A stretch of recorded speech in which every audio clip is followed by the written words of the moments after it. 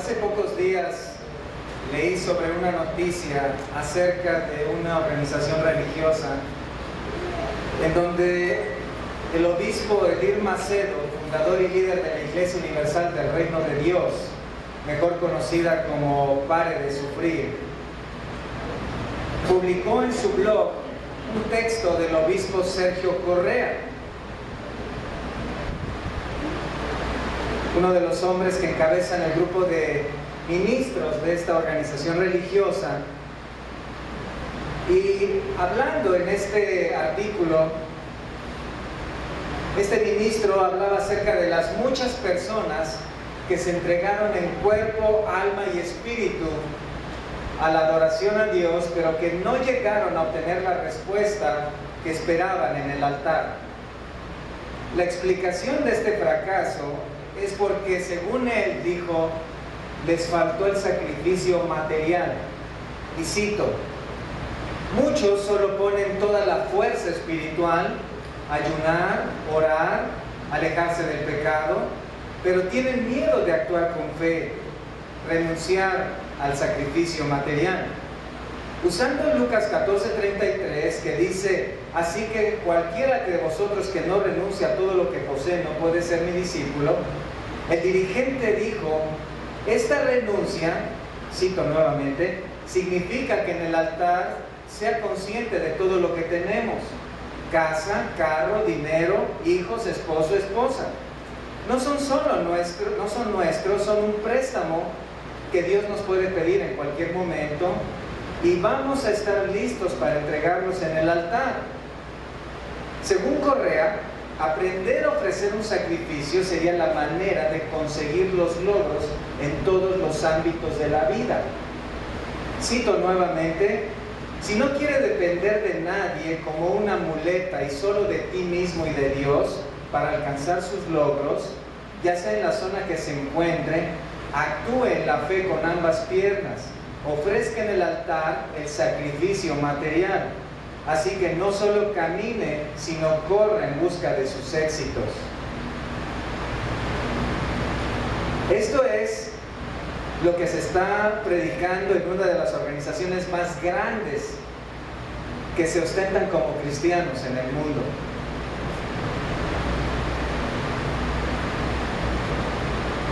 ¿Es fácil desprenderse de las cosas materiales? ¿Es fácil preocuparse por las cosas materiales de la vida? Sí, sí es fácil. ¿Es fácil para nosotros caer en un afán por traer o por atraer o por obtener, mejor dicho, cosas materiales?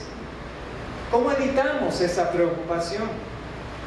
¿Cómo evitamos caer en estas tentaciones por obtener más cosas materiales? Esto es lo que hemos aprendido en Mateo 6, versículo 25 al 34. Recuerden que en este pasaje Cristo está hablando acerca de cómo tratar con el afán por las cosas materiales. ¿Recuerdas, a manera de refrescarlo en nuestras mentes, en este pasaje Cristo está hablando de varias razones por las cuales no debes preocuparte por las cosas necesarias de la vida? En 4 ocasiones Él menciona: no os afanéis. Versículo 25, el Señor habla diciendo: por tanto os digo, no os afanéis por vuestra vida. Versículo 28, y por el vestido, ¿por qué os afanáis? Versículo 31, no os afanéis pues diciendo, y versículo 34 finalmente, así que no os afanéis. El afán es una de las principales obstáculos en nuestra vida cristiana. El afán por las cosas materiales es algo latente, es algo real, es algo con lo cual podemos vivir cada día, es algo en lo cual el mundo vive todos los días. Y en este pasaje Cristo, el Señor, nos da argumentos por los cuales no debemos preocuparnos. Noten cómo en los versículos 25 al 30, el primer argumento consiste en que Dios cuida de su creación. Dios alimenta a las aves del cielo, Dios viste a la hierba del campo y Él promete que cuidará de ti. En segundo lugar, versículos 31 al 32, Dios conoce tus necesidades. La omnisciencia de Dios consiste en que Él sabe todo acerca de todos en todas partes. Él asegura, capítulo 6, versículo 8, obsérvalo ahí, que Él sabe lo que necesitas aún antes de que se lo pidas. Esta es la segunda razón. Y en tercer lugar, versículos 33 y 34, donde hemos estado últimamente, mas buscar primeramente el reino de Dios y su justicia, y todas estas cosas, noten, os serán añadidas. La tercera razón es que Dios provee las cosas materiales como una añadidura en tu vida. Dios trae las cosas materiales que tú necesitas como una añadidura después de que tú estás buscando primeramente el reino de Dios. Y recuerden, en el sermón anterior empezamos a estudiar este versículo. Este mandato es un claro contraste con el versículo 32, observan, donde los gentiles están buscando todas estas cosas, pero en el versículo 33 el llamado para el cristiano es a buscar no las cosas materiales, sino el reino de Dios y su justicia. En la lista de prioridades, usted debe tener el reino de Dios y su justicia como lo primero. En la lista de prioridades en tu vida, debes tener el reino de Dios y su justicia como el primer lugar. No debes preocuparte, no debes afanarte, debes buscar, debes procurar todo lo que tiene que ver con el reino de Dios y su justicia. ¿Qué significa esto? Significa que el cristiano tiene su prioridad en el reino de Dios, en la extensión, propagación, desarrollo, crecimiento del reino de Dios, de todo lo que tiene que ver con el reino de Dios. El cristiano tiene su prioridad en todo aquello que contribuye a la justicia que caracteriza el reino de Dios. Se trata de todas las actividades, planes, propósitos, metas, objetivos que como cristiano, privada y públicamente, contribuyen al reino de Dios y tu crecimiento en una vida de justicia. ¿Hay seguridad de esto? Si hago esto, ¿Dios va a suplir mis necesidades? Si actúo de esta forma, ¿Dios va a proveer para mi hogar? ¿Cuáles son las evidencias? ¿Dónde están los argumentos? ¿Hay casos prácticos de éxito? Sí. Sí. En esta predicación vamos a estudiar 3 áreas en las que debes buscar el reino de Dios. 3 áreas prácticas en donde debes buscar el reino de Dios y su justicia, y vamos a ver cuál es la bendición. ¿Cuál es la bendición que viene de Dios por ello? La primera de ellas, la primera área en la que vamos a poner nuestra vista es la siguiente. Busca primero conocer a Cristo. Busca primero conocer a Cristo. Necesitamos ir a la creación. Necesitamos volver al inicio. El hombre nace con un serio problema. A partir de la caída, el pecado de Adán y Eva colocan al hombre en una posición de desconocimiento de Dios. El hombre no conoce a Dios. El hombre está destituido de la gloria de Dios. Entonces Dios comienza un trabajo de darse a conocer al hombre. En Génesis 17:1, Dios comienza a revelarse a Abraham. Él aparece a Abraham y le dice: yo soy el Dios Todopoderoso. Dios comienza a revelar su poder. Dios es el poderoso que puede hacer que la estéril tenga hijos. Dios es el poderoso que puede hacer de ti una gran nación. Yo soy el Todopoderoso que puede bendecir a todas las naciones a través de ti. 10 años después, Dios se revela, no solo a un hombre, Dios se revela a un pueblo. En Ezequiel 25, si observan en sus Biblias, por favor, en Ezequiel 25, dice ahí la palabra: así ha dicho Jehová el Señor, el día que escogí a Israel y que alcé mi mano para jurar a la descendencia de la casa de Jacob, cuando me di a conocer a ellos en la tierra de Egipto, cuando alcé mi mano y les juré diciendo: yo soy Jehová vuestro Dios. El carácter de Dios nos muestra a un Dios que se da a conocer, un Dios que quiere ser conocido. Este no es el Dios no conocido que los atenienses adoraban, sino este es el Dios que se da a conocer, el Dios de la Biblia. Años después, Este carácter de Dios se revela a través de su mismo Hijo. Juan 1:18. A Dios nadie le ha visto jamás. El unigénito Jesucristo le ha dado ¿a qué? A conocer. Entonces, la naturaleza de Dios es de ser un Dios que se da a conocer. La naturaleza habla de Dios. La naturaleza expone el poder y la deidad de Dios, pero no es suficiente. Entonces Dios revela a través de su palabra quién es Él. Él inspira a hombres de la antigüedad como Moisés, como los profetas, para darse a conocer, para traer a su pueblo una revelación especial, la revelación del Dios verdadero, de Jehová. Y Dios entonces hace un llamado, junta a su pueblo y levanta en alto su palabra para decir lo siguiente. Jeremías 9, 23 y 24, véanlo en sus Biblias, cuando dice: así dijo Jehová, no se alabe el sabio en su sabiduría, ni en su valentía se alabe el valiente, ni el rico se alabe en sus riquezas, mas alábese el necio el que se hubiere de alabar, en entenderme y ¿qué? Y conocerme, en entenderme y conocerme, que yo soy Jehová. El tiempo antiguo testamentario fue un tiempo de revelación del carácter de Dios. Dios era el Dios todopoderoso que hizo de la estéril madre. Dios fue el Dios todopoderoso que sacó agua de la peña, que hizo llover maná. Dios fue el Dios bondadoso que sostuvo a su pueblo 40 años en el desierto. Entonces Dios hace este llamado, en conocerme y entenderme.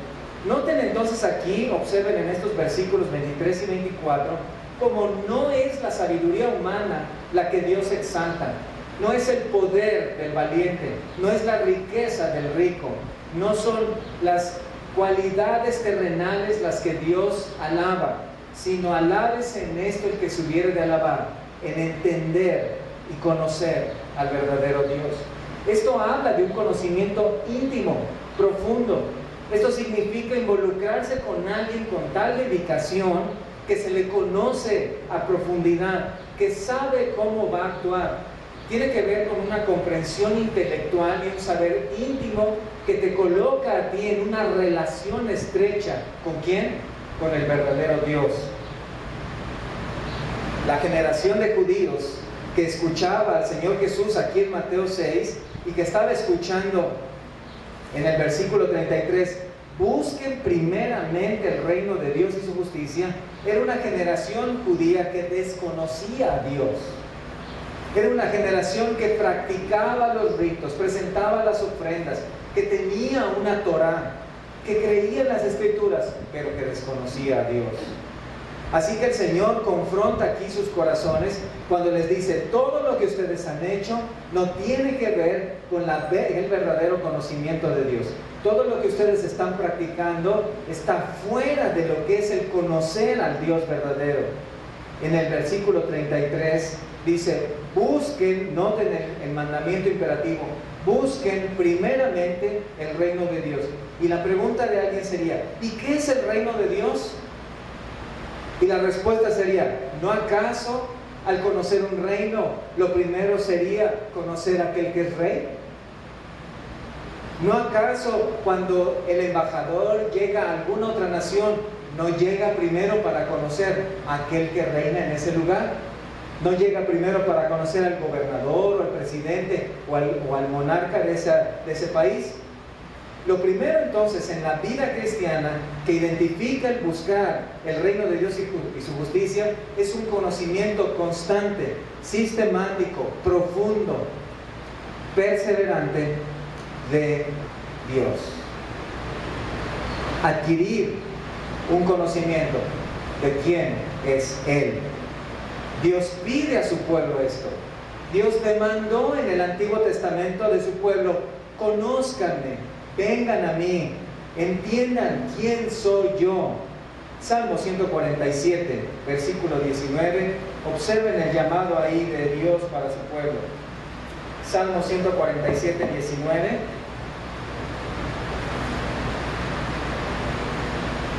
Cuando dice: he manifestado sus palabras a Jacob, sus estatutos y sus juicios a Israel. no ha hecho así con ninguna otra de las naciones. Y en cuanto a sus juicios, no los conocieron. Dios entonces se reveló al pueblo de Israel de una manera particular. Fue un privilegio especial. De entre todas las naciones te he escogido para ser mi pueblo. De entre todas las naciones te he escogido para ser tu Dios. Pero el pueblo de Israel falló. Y en el primer siglo el Señor estaba llamando a todos estos judíos a conocer verdaderamente a quién es el verdadero Dios. El pueblo de Israel durante siglos y siglos habían practicado una religión sin conocer a Dios. Vayan por favor a Primera de Samuel, el primer libro de Samuel, para que veamos un ejemplo como en el capítulo 3, en Primero de Samuel, en la vida de uno de los hombres que fueron grandemente usados por Dios, esto sucedió en una parte de su juventud. En Primero de Samuel 3, versículo 1, el joven Samuel ministraba a Jehová en presencia de Elí, y la palabra de Jehová escaseaba en aquellos días, no había visión con frecuencia. Noten cómo este joven está ahí ministrando, presentando los sacrificios, practicando las ordenanzas, celebrando las fiestas. ¿Recuerdan? Fue la respuesta de la oración de una mujer que quiso dedicar a su hijo al servicio a Dios. Y este joven Samuel ministraba a Jehová, estaba ahí en el templo con el sacerdote Elí. Pero noten lo que viene en el versículo 7, cuando nos dice la palabra y nos revela lo que estaba pasando en él. Y Samuel no había, ¿qué? Conocido aún a Jehová. Este es un ejemplo de cómo un hombre puede practicar una religión sin conocer a Dios. ¿Notan eso? ¿Cómo un hombre puede estar viviendo prácticamente en la religión sin tener un conocimiento del Dios verdadero? Este es un hombre practicando una religión verdadera sin un Dios verdadero. Sorprendente. Y esto es lo que caracterizaba al Israel del Antiguo Testamento. Así que Cristo vino y les vino a llamar al conocimiento del Dios verdadero. Siglos atrás, en el tiempo de David, en aquella época de oro, algo sucedió en la nación de Israel. No solamente era que estaba gobernando un hombre conforme al corazón de Dios, no solamente era que había grandes coros listos para alabar a Dios, sino que en el Salmo 76, el salmista Asaf nos revela lo que estaba pasando en Israel. En un versículo, él menciona lo siguiente: Dios es, ¿qué? Conocido en Judá. La época de oro del pueblo de Israel fue caracterizada por un conocimiento del verdadero Dios. ¿Se dan cuenta? Israel conocía a Dios. Ellos entendían sus mandamientos. Ellos sabían.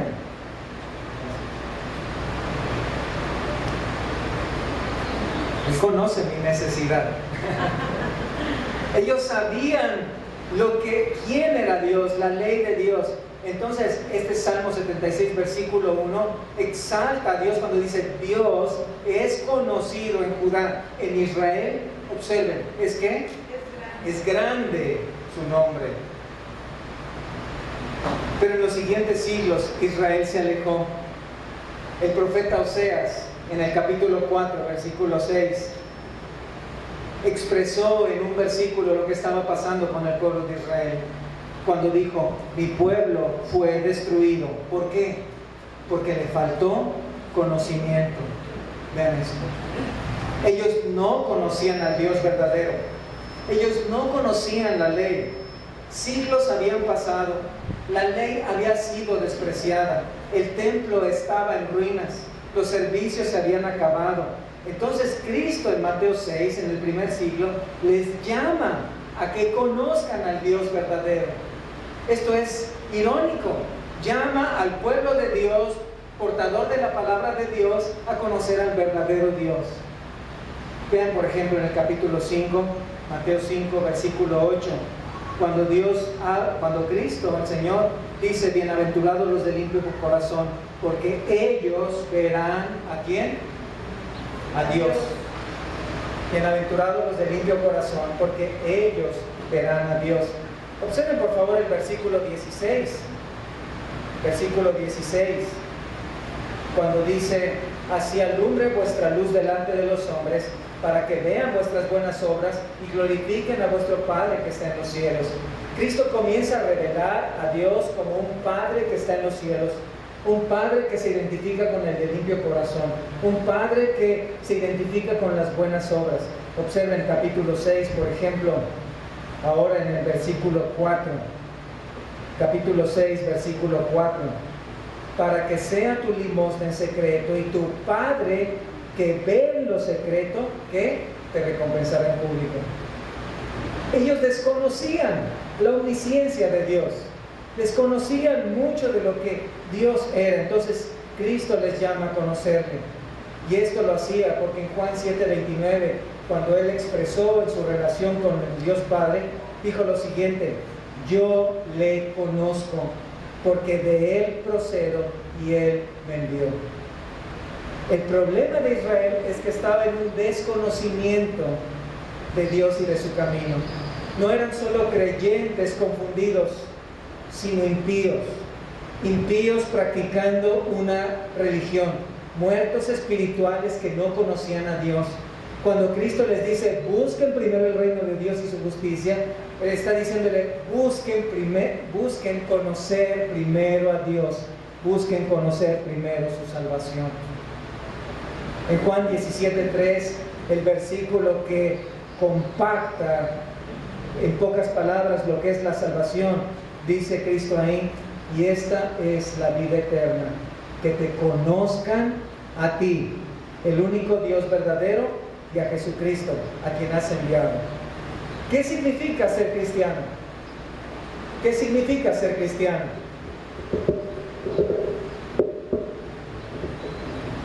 Significa conocer a Dios, significa conocer a Cristo, significa conocer su salvación, significa conocer el del Dios verdadero. Esta es la unión espiritual que viene como resultado del arrepentimiento y el perdón de pecados. Conocer a Dios, conocer a Cristo como Salvador, eso es cristianismo, eso es ser cristiano. Y así como en este versículo 3, Cristo revela que la salvación es el conocimiento de Dios, así en Juan 10:27, Cristo revela que la santificación tiene que ver con el conocimiento de Cristo con sus ovejas. Vayan allá en sus Biblias, Juan 10:27. El conocimiento de Cristo hacia sus ovejas revela la obra de santificación. Mis ovejas, ¿qué dice? Oyen mi voz, y yo, ¿qué? Las conozco y me siguen. Nota el estrecho conocimiento entre el pastor y las ovejas. Noten en tres cosas. En primer lugar, las ovejas identifican la voz de Cristo. Ellas no son medias sordas. Ellas tal vez pueden tener algunos problemas de audición, pero ellas escuchan definitivamente la voz de Cristo. Tal vez sean un poco renegosas, tal vez se jaloneen un poco, pero finalmente escuchan su voz. En segundo lugar, observen, Cristo conoce a sus ovejas. Él no las desconoce. Cristo sabe bien quiénes son sus ovejas, las identifica claramente.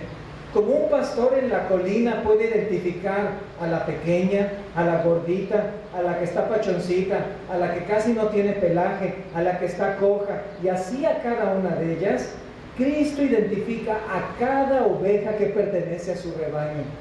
Él es el buen pastor, es el perfecto pastor, porque conoce a sus ovejas. Y en tercer lugar, observen ahí en Juan 10:27, mis ovejas oyen mi voz, y yo las conozco, ¿y qué? Y me siguen. Noten el efecto del conocimiento de Dios. Una oveja, una verdadera oveja de Cristo, sigue a su pastor, camina con Cristo, conoce a Cristo, ama a Cristo. Es la oveja que vive gozosa siguiendo a su pastor. No pierde de vista el cayado, no pierde de vista los pasos del pastor. Tal vez se aleja un poco, se vuelve a acercar, tal vez se desvía un poco, vuelve a corregir, porque conoce al pastor y lo sigue. Los judíos no debían engañarse, ni nosotros debemos engañarnos. ¿Quién es un cristiano en estos términos? Es uno que oye la voz de Cristo, uno que es conocido por Cristo y uno que sigue a Cristo. Esta es la unión espiritual entre Cristo y los suyos. Por eso es que Martín Lutero, el gran reformador, dijo: no conozco otro Dios aparte de este que está en el pesebre. Y el que conoce a Cristo, conoce a Dios, y el que conoce al Padre, conoce la salvación. Esto es lo que estaba llamando entonces en primer lugar Cristo a los judíos, versículo 33. Busquen primeramente el reino de Dios, busquen a su rey, conozcan a su rey, caminen detrás de su rey, sigan a su rey. Alguien dijo: un conocimiento de Dios sin un curso en la universidad es más valioso que un curso en la universidad sin un conocimiento de Dios. Es verdad. En el reino milenial, Dios cambiará el corazón de su pueblo, le salvará, y como resultado el pueblo de Israel le conocerá. Esta es una evidencia de alguien que ha entendido el evangelio de salvación. Ha conocido al Dios verdadero, ha conocido al Salvador verdadero, ha entendido la vida eterna. Vayan por favor a Colosenses 1, versículos 9 y 10, donde el apóstol Pablo ora por los hermanos en Coloso.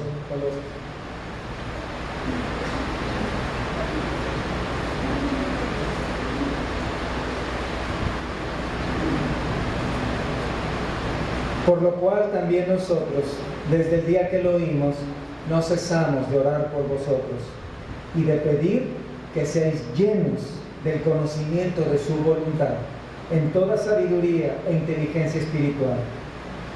¿Observan eso? La oración del apóstol Pablo es que te conozcan, que ellos comprendan quién eres tú, que conozcan tus atributos, que puedan entender profundamente la obra tuya de salvación a través de Cristo, que ellos puedan conocer tu voluntad, que ellos puedan entender tus propósitos. No hay nada más glorioso en la tierra que conocer al Dios de la gloria. No hay nada más placentero que conforte tanto el alma en esta tierra que poder conocer al Dios de los cielos. El pastor Spurgeon dijo lo siguiente: nada agrandará más el intelecto, nada magnificará tanto el alma del hombre como una investigación devota, seria y continua del gran tema de la vida. ¿Qué sucede cuando buscas conocer a Dios? ¿Qué pasa?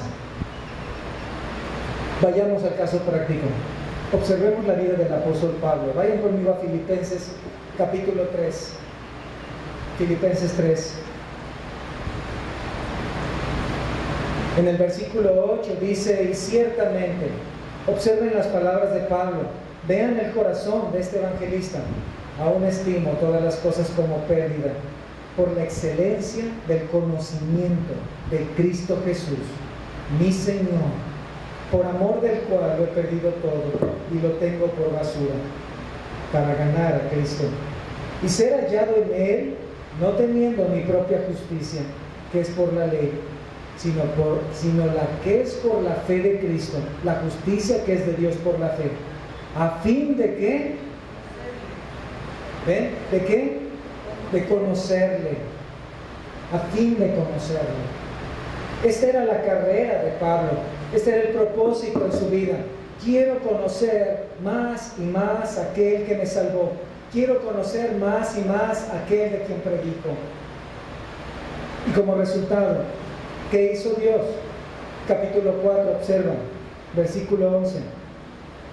Capítulo 4, versículo 11.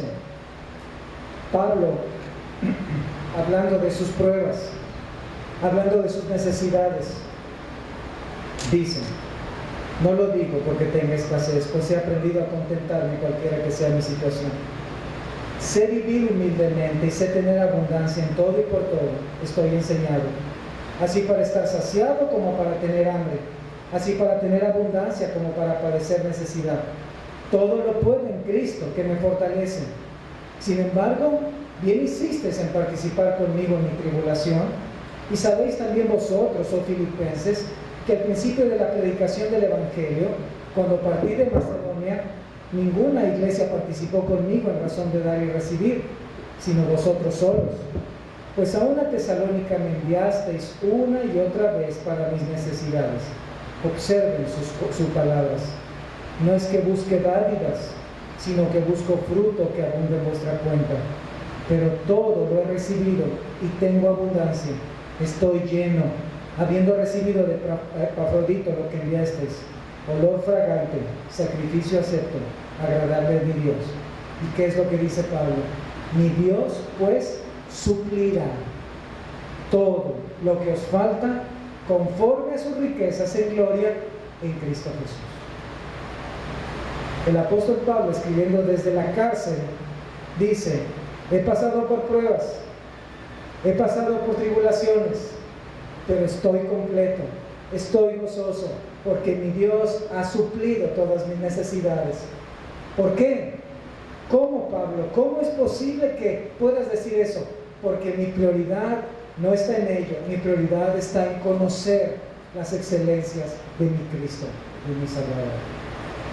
Esta es la primera manera práctica en la que tú puedes buscar el reino de Dios y su justicia. Lánzate en una búsqueda del conocimiento de quién es Dios. Sumérgete en el mar de la deidad. Reposa en los atributos de Dios. Bebe toda ese caudal de información que la palabra tiene acerca de nuestro Dios. Recorre como el viajero kilómetros y kilómetros en su palabra, absorbiendo todo aquello que habla de nuestro Dios. ¿Quieres hacerlo? ¿Quieres conocer a Dios? En segundo lugar, hay una segunda manera. Hay una segunda manera en que podemos conocer a Dios. Y necesitamos entender el contexto del pueblo de Israel.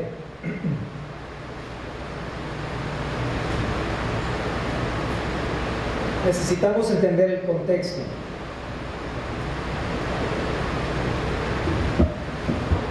Los judíos, gracias. Los judíos practicaban una religión correcta. Ellos adoraban a Jehová, el Dios verdadero. Presentaban sacrificios de animales ordenados por Dios. Celebraban fiestas establecidas por la ley. Leían la ley, aprendían de Jehová, hacían oraciones cada día. Oraciones establecidas por el judaísmo. ¿Por qué Cristo les reprende entonces? Porque Cristo dijo en Juan 18:36, mi reino no es de este mundo. Y en Romanos 14:17 la palabra revela, el reino de Dios no es comida ni bebida, sino justicia, paz y gozo en el Espíritu Santo. Ellos se olvidaron que no solo era necesario practicar todas estas cosas, sino que la verdadera religión tenía que ver con las cualidades internas. La verdadera religión tenía que ver con adquirir no solamente las prácticas y cumplir con los ritos, sino tenía que ver con crecer en la sabiduría de Dios. Esta es la segunda manera en la cual puedes buscar el reino de Dios y su justicia. Busca la sabiduría de Dios. ¿Qué significa esto? Necesitamos entender qué es sabiduría. Pedimos sabiduría. Señor, dame sabiduría. Necesito sabiduría. Oh, hermanos, oren por sabiduría para mí. ¿Pero qué es sabiduría? No lo sé. ¿Qué es sabiduría? La palabra aparece en toda la Biblia. Es más, hay un libro escrito acerca de la sabiduría, el libro de Proverbios.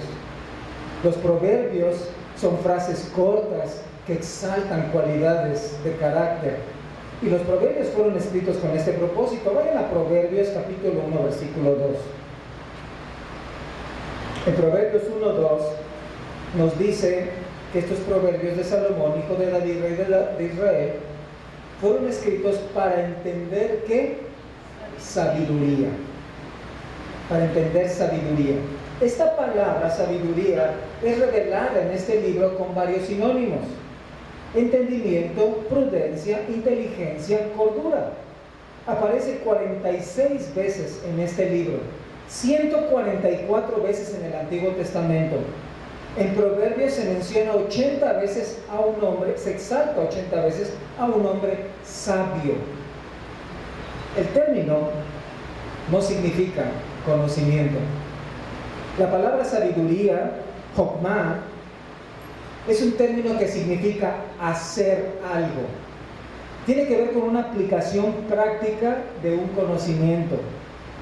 Un rabino decía: no basta saber, se debe aplicar. No es suficiente entender, se debe también hacer y ser. Nunca la sabiduría fue pasiva, nunca la sabiduría bíblica es inactiva, siempre la sabiduría de Dios se vive. Alguien dijo: no hay que confundir nunca el conocimiento con la sabiduría. El primero nos sirve para ganarnos la vida, la sabiduría nos ayuda a vivir. Es como el capitán que ha estado en la escuela de marina, que ha tomado el curso de los libros, conoce los instrumentos de navegación, sabe cuál es la función de cada personal, sabe que necesita el barco para navegar, conoce cómo manejar el timón, pero nunca en su vida ha manejado un barco.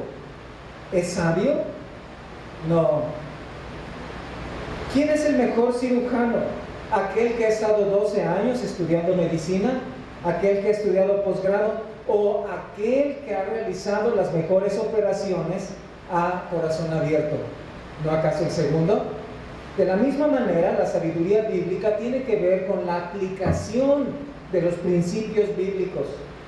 Es la mano que sabe mover el timón de una manera sabia.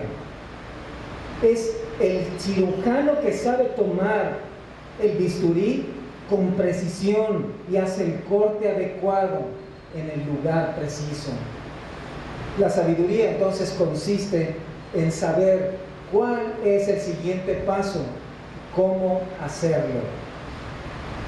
Aquí la pregunta para todos nosotros es: ¿qué tanta sabiduría tenemos?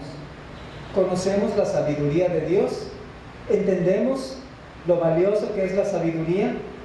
Uno de los proverbios, por ejemplo, Proverbio 15:14, véanlo ahí, Proverbios 15:14, nos dice: el corazón entendido busca ¿qué?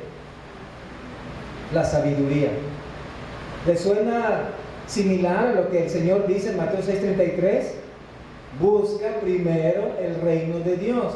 Señor, ¿cómo busco tu reino de Dios? Busca la sabiduría. Busca el conocimiento de los principios bíblicos y la aplicación de ellos a tu vida. ¿Te das cuenta? Observen otro proverbio, capítulo 18, versículo 15. Capítulo 18, versículo 15.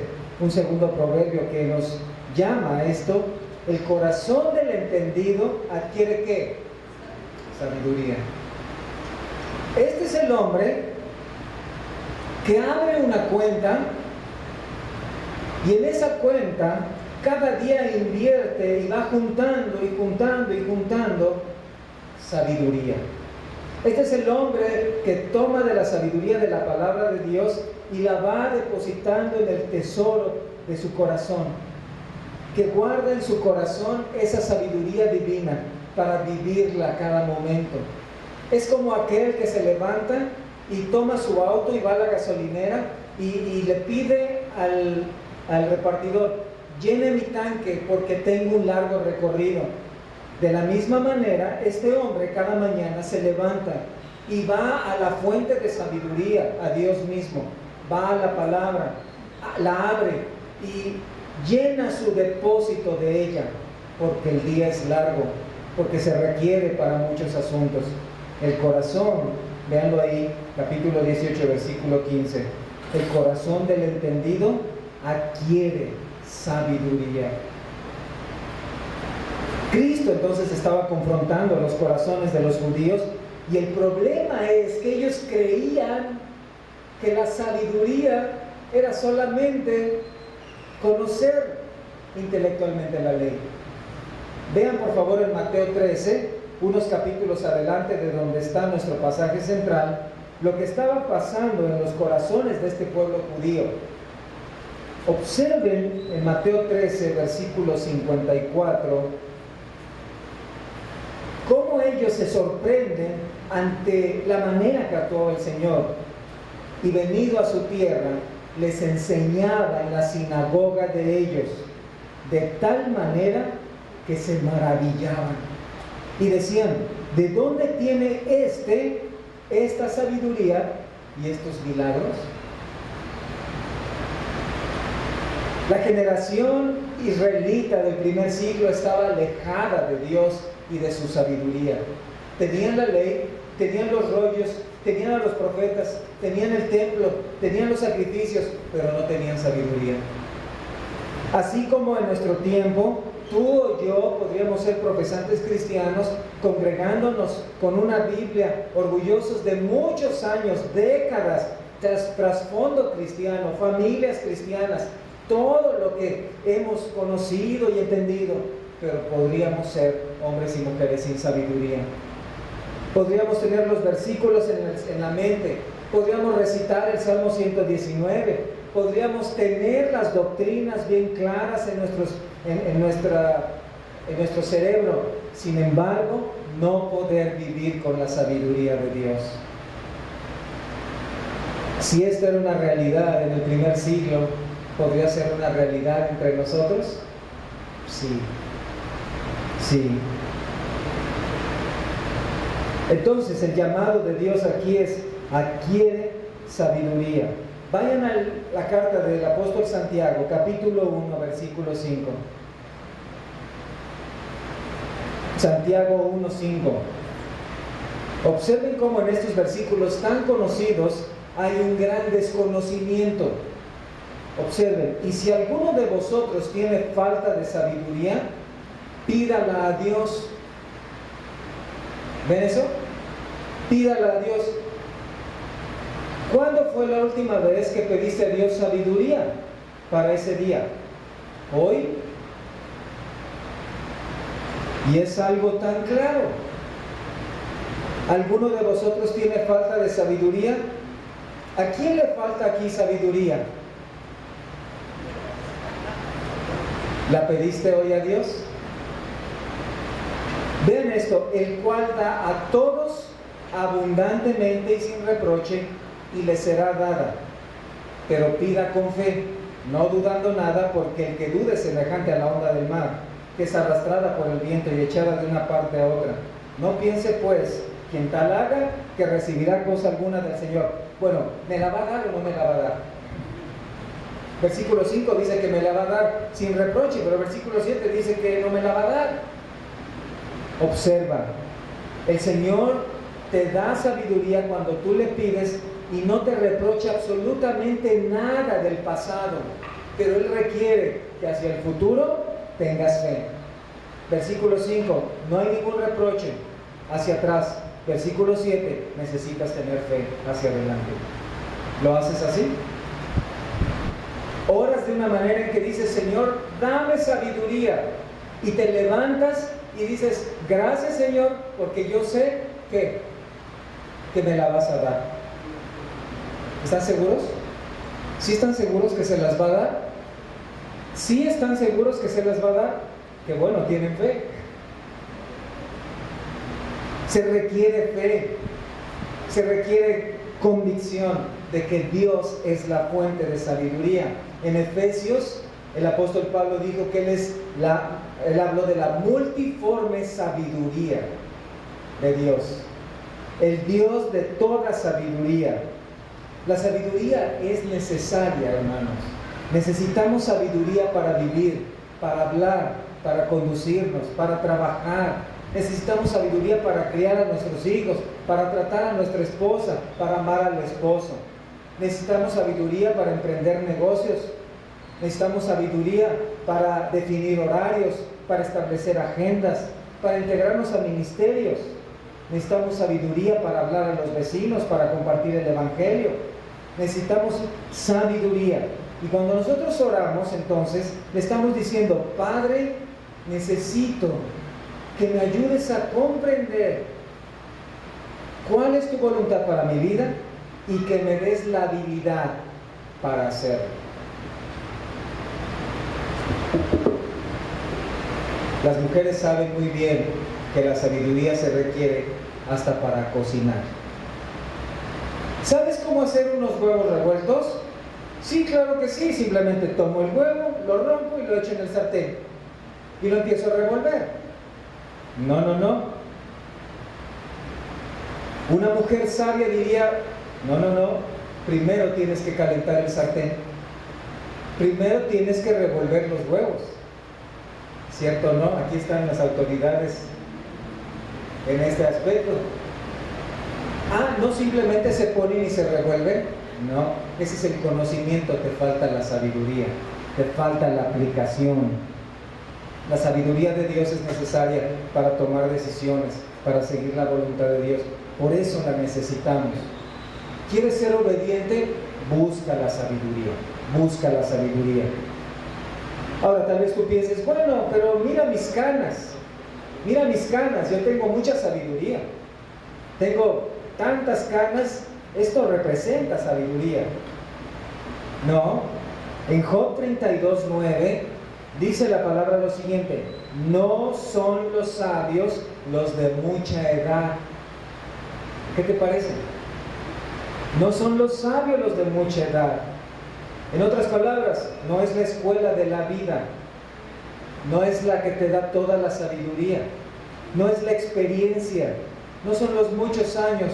Bueno, es que yo he recorrido el mundo en Cristo. Muy bien, aún así puede faltarte sabiduría. Aún así puede faltarte sabiduría. La sabiduría no solamente se conoce, la sabiduría se practica y se vive. Una persona que busca la sabiduría, entonces, es una persona que está firmemente orientada, espiritualmente dirigida a la palabra de Dios. Es ahí donde encuentra la fuente de la sabiduría. Pero ¿hay un caso práctico? Sí hay un caso práctico. Si tú buscas la sabiduría de Dios, Dios se va a encargar de darte todo lo que necesitas. Hay un caso práctico, Primera de Reyes, capítulo 3, lo conoces tal vez, el sabio Salomón. En Primera de Reyes 3, Salomón sube al trono de Dios. Y quiero preguntarte algo: ¿cuántos años tenía Salomón cuando subió al trono? Sube al trono de Israel, perdón. ¿Cuántos años tenía Salomón cuando sube al trono del pueblo de Dios? ¿Cuántos? Él pidió sabiduría, tú lo sabes. Bueno, debió tener unos 15, seguramente 15. A esa edad falta sabiduría y media. No, 20, a los 20 sí. Ahí falta doble. No. ¿Cuántos años tenía, sabes? Tenía 40 años cuando Salomón asciende al trono del pueblo de Dios. Y en el capítulo 3, en el versículo 5, se le aparece Jehová. Y en el versículo 6, en el versículo 5 le dice: pide lo que quieras que yo te dé. Este es un cheque en blanco. Te dan ese cheque en blanco. ¿Qué pides? Puedes pedir lo que quieras, de cualquier tipo. ¿Qué te gustaría? Imagina. ¿Qué pensarías? Sueña un poco. ¿Qué pedirías? Lo que siempre has deseado, aquello que has querido. No te puedes volver a casar. ¿Qué pedirías? Salomón dice, versículo 6: tú hiciste gran misericordia a tu siervo David mi padre, porque él anduvo delante de ti en verdad y justicia, y con rectitud de corazón para contigo. Y tú le has reservado esta tu gran misericordia, en la que le diste hijo que se sentase en su trono, como sucede en este día. Ahora pues, Jehová Dios mío, tú me has puesto a mí, tu siervo, por rey en lugar de David mi padre, y yo soy joven, ven, yo soy joven, y no sé cómo entrar ni salir. Y ven en el versículo 9, da pues a tu siervo corazón entendido, corazón sabio, para juzgar a tu pueblo y para discernir entre lo bueno y lo malo. ¿Qué pidió Salomón? Sabiduría. No, Salomón, hubieras pedido una cadena de restaurantes. No, Salomón, hubieras pedido 1,000,000 de lingotes de oro. Hubieras pedido fama mundial y universal. No, quiero sabiduría. Quiero entender los propósitos de Dios, los principios bíblicos y saber cómo aplicarlos a mi vida.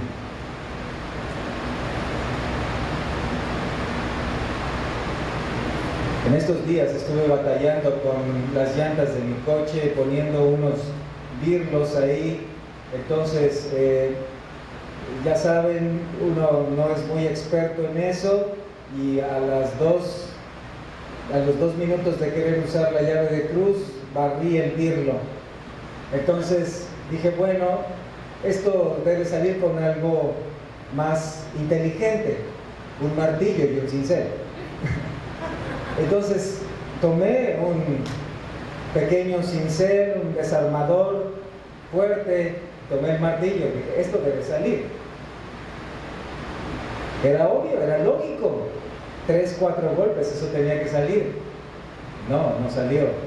Tuve que ir con un experto ayer, alguien que se encarga de eso, y dije, bueno, mi esposa me preguntó, ¿cuánto crees que tardemos aquí? No sé, yo creo que unos 30 o 40 minutos, más o menos. Entonces, bueno, tomemos algunas decisiones, es mucho tiempo esperar. Ellas se fueron, nosotros esperamos un poco, 5 minutos, viene, aquí están sus birlos. ¿Cómo lo hiciste? Él sabe no solamente cómo quitarlo, sino tiene la técnica, decimos en México, tiene la maña. Esa es la sabiduría. Esa es la sabiduría. No solo conoces la teoría, sino sabes cómo hacerlo, cómo aplicarlo. Lamentablemente no vi cómo lo hizo para la siguiente ocasión. En la vida cristiana necesitamos esta clase de sabiduría. Necesitamos la sabiduría que nos permite como padres saber guiar a nuestros hijos. La sabiduría que nos permite como esposos saber tratar a nuestra esposa. La sabiduría que necesitamos es la de Dios. ¿Y dónde está esa sabiduría? En su palabra. En el Salmo 51:6, observen conmigo el corazón de otro hombre de Dios. Salmo 51:6, cuando dice, he aquí, tú amas la verdad en lo íntimo. Este es David. Y dice, y en lo secreto,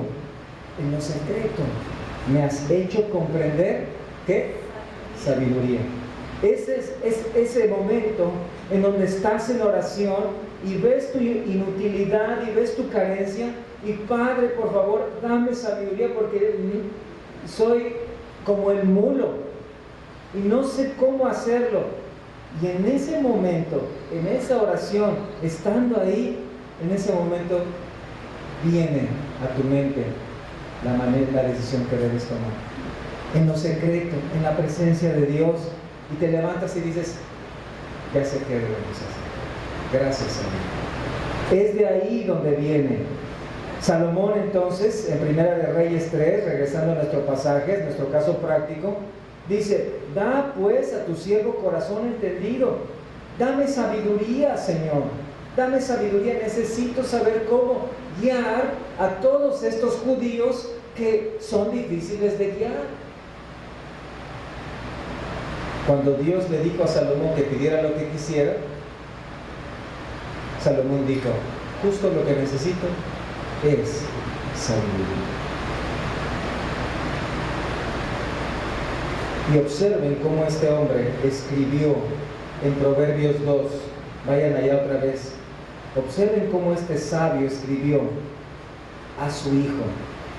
Mira el corazón de un padre aquí hablando a su hijo. Hijo mío, si recibieres mis palabras y mis mandamientos guardares dentro de ti, haciendo estar atento tu oído ¿a qué? A la sabiduría. Si inclinares tu corazón a la prudencia, si clamares a la inteligencia y a la prudencia dieres tu voz, si como a plata la buscares y la escudriñares como a tesoro, entonces entenderás el temor de Jehová y hallarás el conocimiento de Dios. ¿Ven la relación? Porque Jehová, ¿qué?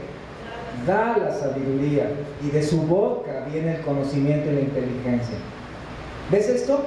Este es el papá o la mamá que dice: échale ganas a la escuela, esfuérzate en tu tarea, trabaja fuerte, pon todo tu empeño en el deporte, haz tus actividades de casa, pero no se te olvide, hijo mío, no se te olvide, hija mía, lee tu Biblia, no se te olvide tu estudio, recuerda repasar la palabra.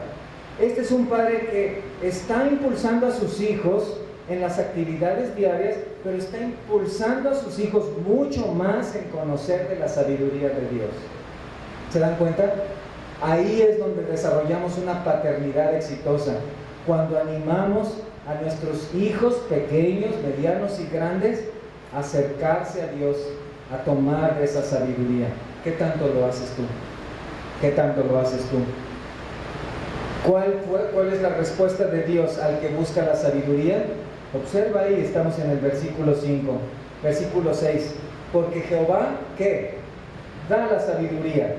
Y ven en el versículo 7, Él provee de sana sabiduría a los rectos. Llevas a tu hijo, llevas a tu hija, llevas a tu esposa hacia la sabiduría de Dios, y Dios ahí está esperando, listo para dar una dotación ahí de sabiduría. ¿Qué te parece? ¿No acaso es bueno nuestro Dios? Ahora, regresa primero